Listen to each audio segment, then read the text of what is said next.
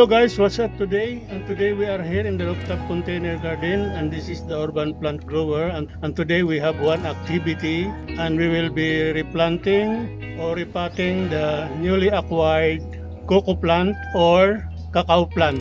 My wife and Larry, they have just purchased two cacao seedlings here. This is the two cacao seedlings available with me and ready for planting. And they have purchased one seedling is 200 pesos only. And I am looking for this cacao plant for so many years now, and we found one store. They are selling cocoa plant or cacao plant. And today we will try to replant this one into plastic bucket with garden soil, and hopefully it will grow well here in the rooftop container garden. Okay, so let's start replanting the cocoa plant or the cacao plant. So it will grow well and bigger and will bear fruits in the future. Okay, so we have two cacao plants available now here. Yeah, it's already almost 2 feet in height and growing well. And we will just put this one in the bigger plastic bucket with garden soil, so the rooting system can expand so well. So I prepared already here one plastic bucket here with garden soil, and we will be transferring here one of the cacao plants. Okay, and another one will be, since I don't have enough plastic bucket, one seedling will be planted here in the empty sack of rice with also garden soil inside. So we can reuse this empty plastic sack as planting pot or planting material for the seedling. Okay, so we will reuse this empty sack of rice for replanting the second cocoa seedling. Okay, so let's start now. We will start first with a plastic bucket with garden soil. So we'll dig a hole here inside the soil inside the plastic bucket, so we can put the seedling in between.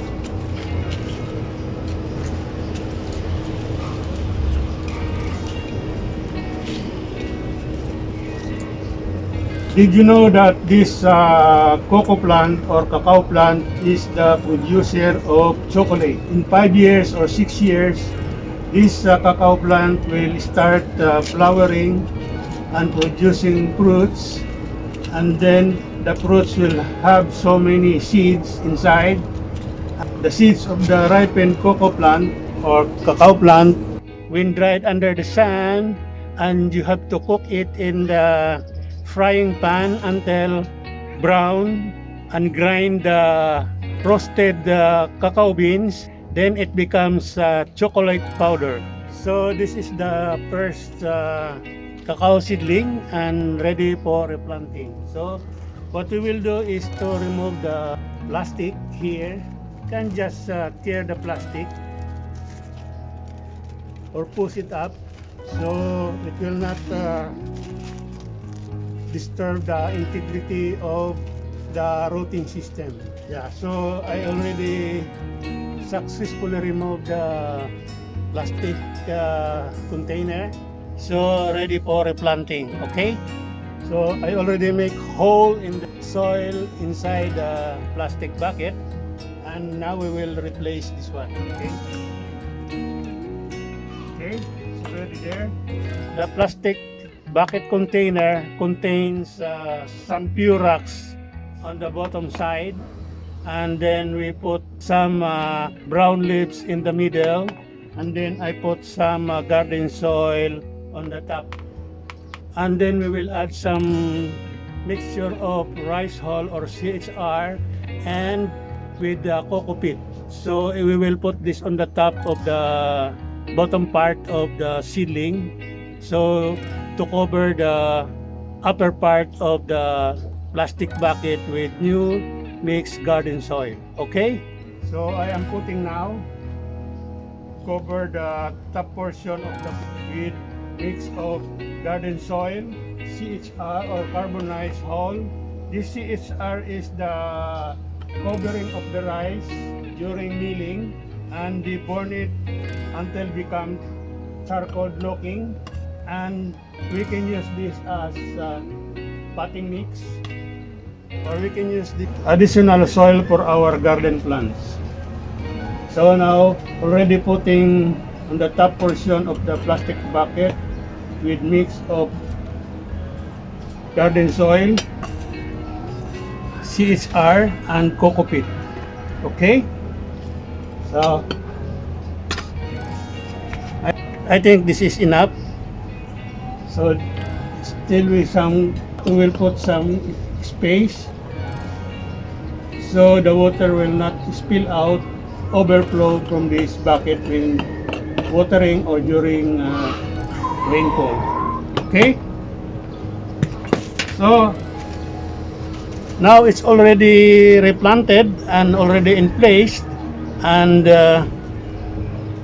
what we will do the next is to water the plant. I have here the water, and we will water now. Okay, so our cacao plant will start expanding its rooting system. Okay, and we will put this in one place with full sunlight. But during this period, I think we need to put this first in the shady area so it will not be exposed to full sunlight. So after some times it can recover, and then we can put it on full sunlight, because this plant needs full sunlight, 6 hours of full sunlight per day. Okay, so we finish with one seedling, and we will start with the second seedling.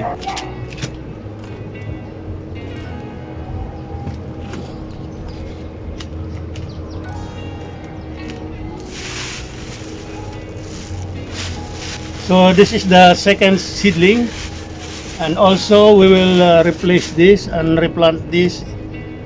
Unfortunately, we don't have enough plastic bucket or bigger pot for replanting this second seedling. So what we will do is to make use of the empty sacks of rice. I fill this with garden soil also, and some brown leaves on the bottom side, and we will use this as planting pot or planting material for the second cocoa or cacao plant. Okay, let's start now.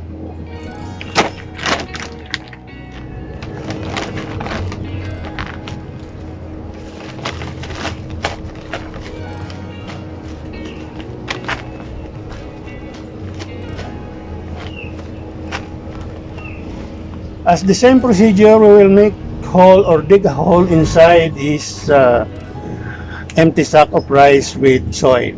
Okay, so I already fill this empty sack of rice with rotten leaves from santol tree or chesa tree.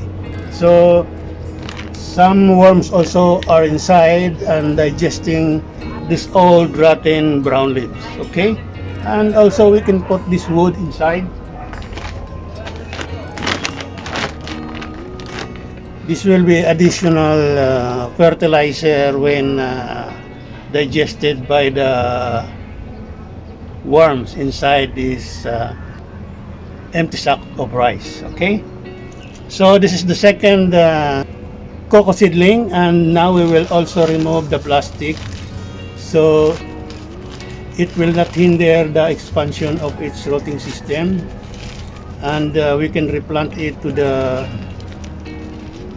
second planting pot or the empty sack of rice with garden soil. Okay,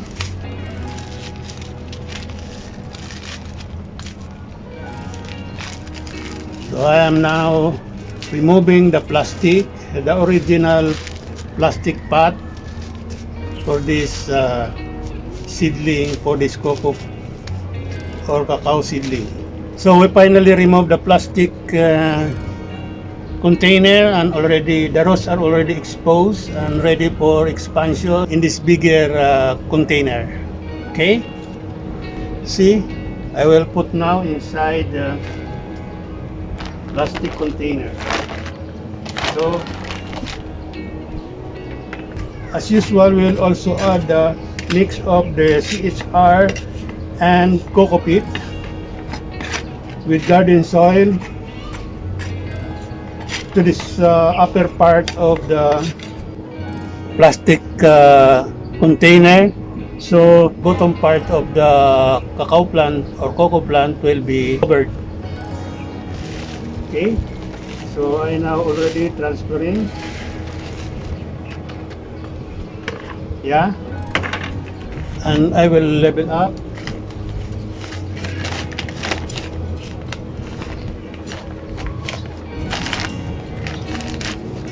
I think we need more garden soil to cover the bottom part of this seedling. Okay, so we have here another garden soil, and we will fill up this bottom part of the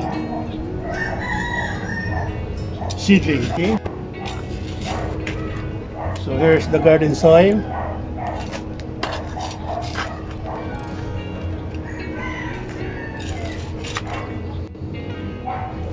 So we need to cover the bottom portion of the cacao seedling so that it will easily expand the rooting system of this cacao seedling.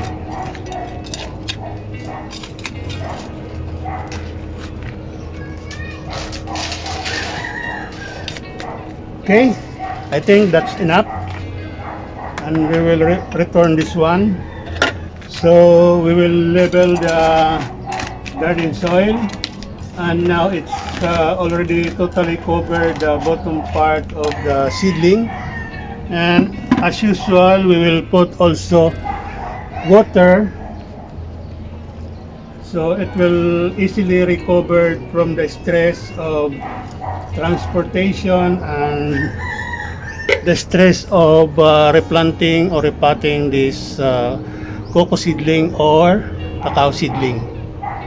So I think it's already done, and we will just keep it in a shady place so it will not expose immediately to the full sunlight. And in few days we will put it in a place where she can get full sunlight 6 hours a day, so it will grow more, and so it will grow very fast and expand its rooting system immediately. Okay guys, we have already finished the replanting or repotting of the cocoa plant seedlings, and so if you like this video, please like, share and subscribe, and hit the bell button so that you will be notified for my future uploads in my YouTube channel. Again, this is the Urban Plant Grower saying thank you very much for watching all my videos, and goodbye!